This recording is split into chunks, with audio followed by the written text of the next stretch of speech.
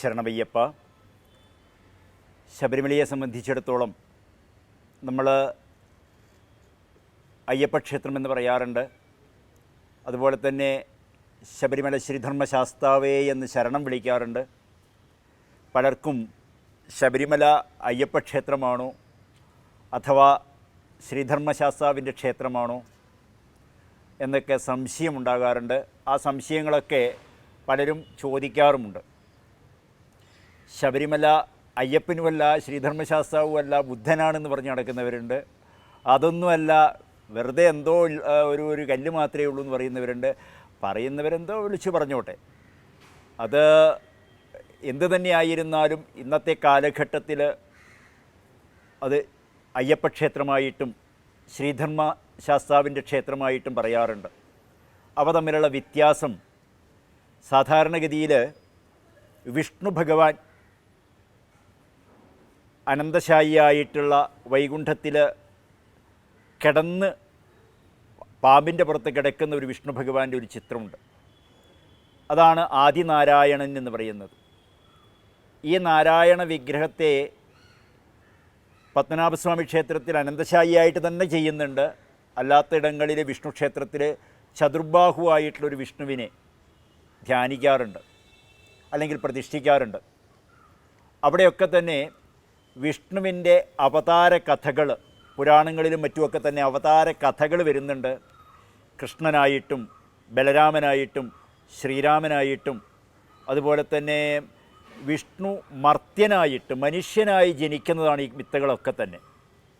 ആ മിത്തുകളിൽ ശ്രീരാമനായാലും അതുപോലെ വാമനമൂർത്തിയായാലും പരശുരാമനായാലും ഒക്കെ തന്നെ ഓരോരോ ഉദ്ദേശ ലക്ഷ്യങ്ങളോട് കൂടിയാണ് അവരൊക്കെ ഈ ഭൂമിയിൽ ജനിക്കുന്നത്.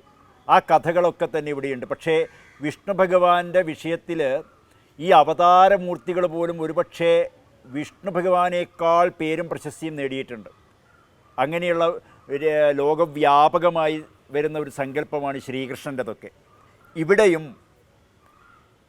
ധർമ്മശാസ്താവ് എന്ന് പറയുന്നത് ആദിമ കാലഘട്ടത്തിലുള്ള ദേവതയാണ്. ഗണപതി, ധർമ്മശാസ്താവ് എന്നൊക്കെ പറയുന്നത് സപ്തദേവന്മാരെന്ന് പറയും. തന്ത്രത്തിൽ അമ്പലമുണ്ടാക്കി പ്രതിഷ്ഠിക്കാൻ ഏതേത് ദേവതകളെ വേണം എന്ന് പറയുന്നതിൽ 7 ദേവന്മാരെ പറയും. ആ 7 ദേവന്മാർ വിഷ്ണു, ശിവൻ, ശങ്കരനാരായണൻ, ശാസ്താവ്, ഗണപതി, സുബ്രഹ്മണ്യൻ. അത് കഴിഞ്ഞിട്ട് ദുർഗ എന്ന ദേവത. ഇത്രയും 7 ദേവന്മാരെയാണ് സപ്തദേവന്മാരെന്ന് പറയുക. ഇവരുടെ പ്രതിഷ്ഠകളാണ് ചെയ്യണമെന്ന് പറയുന്നത്. ഇവിടെ പ്രത്യേകം സ്മരണീയം, വിഷ്ണു എന്ന് പറഞ്ഞ ദിക്കിൽ കൃഷ്ണൻ എന്ന് പറഞ്ഞിട്ടില്ല, ശ്രീരാമൻ എന്ന് പറഞ്ഞിട്ടില്ല, മറ്റ് ദേവത വിഷ്ണുവിൻ്റെ അവതാര അംശങ്ങളെ ഒന്നും പറഞ്ഞിട്ടില്ല. കാരണം അതൊക്കെ തന്നെ വിഷ്ണുവാണ്. അവിടെ ശ്രീരാമനും ശ്രീകൃഷ്ണനും നരസിംഹവും വരാഹമൂർത്തിയൊക്കെ ഗ്രാമക്ഷേത്രമായിട്ടുണ്ട്. പന്നിയൂർ വരാഹമൂർത്തി എന്ന് പറയും. പന്നിയൂർ തന്നെ പേര്, ഗ്രാമത്തിന് തന്നെ പേരുണ്ട്. എത്രയോ ശ്രേഷ്ഠമായിട്ടുള്ള ബ്രാഹ്മണ കുടുംബങ്ങൾ, അഷ്ടഗ്രഹത്തിൽ അഢ്യന്മാർ, വരിക്കാശ്ശേരി മനയിലുള്ളവർ, അങ്ങനെയൊക്കെയുള്ളവരൊക്കെ ആ ഗ്രാമത്തിൽപ്പെട്ടവരാണ്. അത്രയധികം ആ ഗ്രാമത്തിന് തന്നെ ഒരു അവതാര വിഷ്ണുവിൻ്റെ പേരാണുള്ളത്. പക്ഷേ സപ്തദേവന്മാരിൽ വിഷ്ണു മാത്രമേ ഉള്ളൂ. അതുപോലെ ധർമ്മശാസ്താവിൻ്റെ അംശാവതാരമാണ് അല്ലെങ്കിൽ മർത്യാവതാരമാണ് അയ്യപ്പൻ എന്ന് പറയുന്നത്. അയ്യപ്പൻ പന്തള രാജാവിൻ്റെ പുത്രനായിട്ട് ജനിക്കുന്ന വ്യക്തിയാണ്. അവിടെ നമ്മൾ ചിന്തിക്കേണ്ടത്, ഈ പന്തള രാജാവിൻ്റെ കഥയ്ക്കും മുന്നേ പരശുരാമ പ്രതിഷ്ഠ നടന്നിട്ടുണ്ട് അവിടെ. ആ പരശുരാമ പ്രതിഷ്ഠ നടന്നിട്ടുള്ള അയ്യപ്പക്ഷേത്ര ശ്രീധർമ്മശാസ്താവിൻ്റെ ക്ഷേത്രത്തിൽ അയ്യപ്പൻ വിലയം പ്രാപിച്ചതാണ്. അതാണ് നേരത്തെ മണിമണ്ഡപത്തിൻ്റെ കാര്യം പറഞ്ഞപ്പോൾ ഞാൻ പറഞ്ഞു, അയ്യപ്പൻ വന്നിരുന്ന സ്ഥലമാകാം.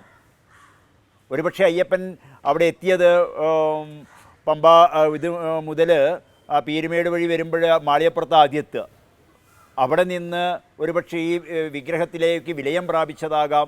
അല്ലെങ്കിൽ അയ്യപ്പൻ കണ്ടെത്തിയ സ്ഥലത്ത് പിന്നീട് ഈ പരശുരാമ പ്രതിഷ്ഠ വന്നതാകാം. രണ്ടായാലും അയ്യപ്പൻ എന്നത് അവതാര സങ്കല്പമാണ്, ധർമ്മശാസ്താവ് എന്നത് മൂലസങ്കല്പമാണ്. ഇതിന് ഇത് മനസ്സിലാക്കാൻ ഒരു ഒരു മിത്തം കൂടിയുണ്ട്. അത് എപ്രകാരം ചോദിച്ചു കഴിഞ്ഞാൽ, ഗണപതി ഇപ്പം ശിവൻ്റെയും പാർവതിയുടെയും വിവാഹത്തിന് ഗണപതിക്ക് തേങ്ങ ഉടച്ചു എന്ന് കേട്ടിട്ടുണ്ട്, പറയാറുണ്ട്. അതെങ്ങനെയാണ് സംഭവിക്കുക? ശിവനും പാർവതിയും അവരുടെ മക്കളാണ് ഗണപതിയും അയ്യപ്പനും സുബ്രഹ്മണ്യനും ഒക്കെ എന്ന് പറയാറ്. അപ്പോൾ മകന് എന്തിനാണ് ആദ്യമേ തേങ്ങ ഉടക്കുന്നത്? ആദിമൂല ഗണപതി എന്ന് പറഞ്ഞൊരു സങ്കല്പമുണ്ട്.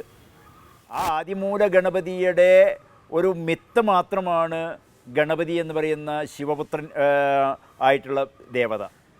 ഇവിടെയും പന്തളത്ത് രാജാവിൻ്റെ വളർത്തുപുത്രനായിട്ടുള്ള മണികണ്ഠൻ, ആ മണികണ്ഠൻ്റെ പേരാണ് അയ്യപ്പൻ എന്നുള്ളത്.